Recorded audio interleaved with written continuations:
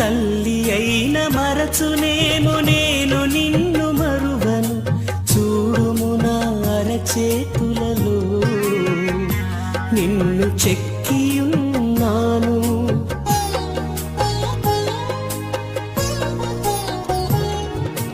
తల్లి అయిన మరచునేమో నేను నిన్ను మరువను, చూడుము నా అరచేతులలో నిన్ను చెక్కియున్నాను.